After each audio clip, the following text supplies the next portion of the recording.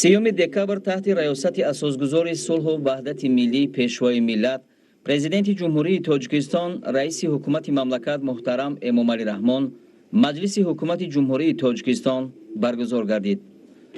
در کار مجلس نخست لایحه قرار حکومت جمهوری تاجیکستان درباره نقشه کار حکومت جمهوری تاجیکستان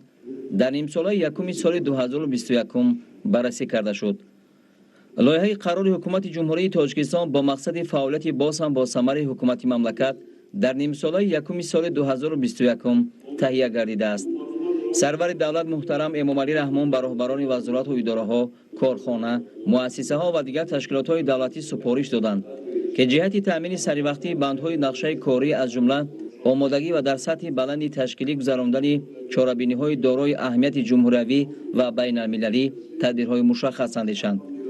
در کار مجلس آید به جریان اجرای قرار حکومت جمهوری تاجیکستان درباره برنامه دولتی رشد مؤسسه‌های ساحه معارف ولایت ختلان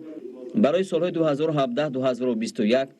حسابات وزیر معارف و علم جمهوری تاجیکستان امامزاده محمد یوسف شنیده شد. تحلیل‌ها نشان می‌دهند که تا امروز در قلمرو ولایت ختلان در دوره اجرای برنامه از حساب همه سرچشمه‌های مبلغ‌گذاری 4 بنای شعبه معارف و 119 بنای مؤسسه تعلیمی برای 20620 جای نشست به مبلغ 214 میلیون و 306 هزار سامانی ساخته شده است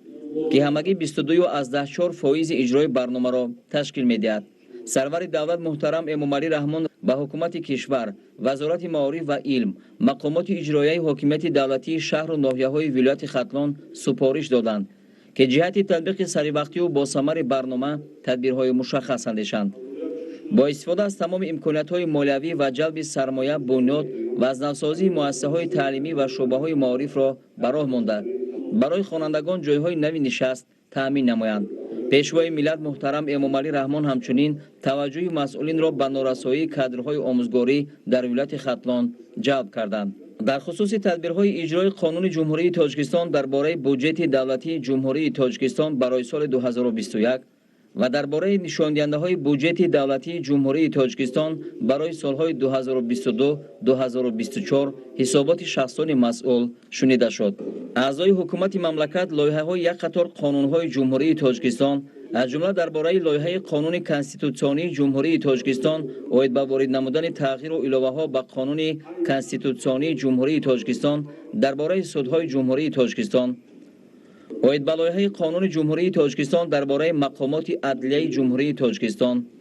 اوید به لایحه قانون جمهوری تاجیکستان درباره اکادمی ملی علم‌های تاجیکستان درباره لایحه قانون جمهوری تاجیکستان درباره راه‌های اتومبیلگرد و فعالیت راهداری اوید به لایحه قانون جمهوری تاجیکستان درباره وارد نمودن تغییر و علاوه‌ها به کدکس مرافعوی جنایتی جمهوری تاجیکستان درباره لایحه قانون جمهوری تاجیکستان اوید به وارد نمودن تغییر و علاوه‌ها به کدکس مرافعه حقوق بیانکنی مأموری جمهوری تاجیکستان درباره لایحه قانون جمهوری تاجیکستان اوید به وارد نمودن تغییرات به قانون جمهوری تاجیکستان درباره نهاد پروری و یک خلاصه حکومت مملکت درباره پیشنهاد خلاصه حکومت جمهوری تاجیکستان به لایحه قانون جمهوری تاجیکستان اوید به وارد نمودن تغییر و علاوه‌ها به کدکس فضای هوایی جمهوری تاجیکستان را بررسی کردند. در کار مجلس حکومت جمهوری تاجیکستان همچنین مسئله‌ها درباره معقول دانستن سازشنامه گنرالی بین حکومت جمهوری تاجیکستان، فدراسیون اتفاقهای کسبه مستقل تاجیکستان و اتحادیه کارفرمایان جمهوری تاجیکستان برای سال‌های 2021-2023 درباره برنامه تیار نمودن کادرهای طبی برای دوره تا سال 2030 درباره برنامه کسب آموزی شهروندان جمهوری تاجیکستان برای سال‌های 2021-2025 درباره برنامه دولتی رشد ساحه تندرستی و حفظ اجتماعی اهالی ولایت ختلان برای سال‌های 2021-2025 درباره برنامه کارهای آماری برای سال 2021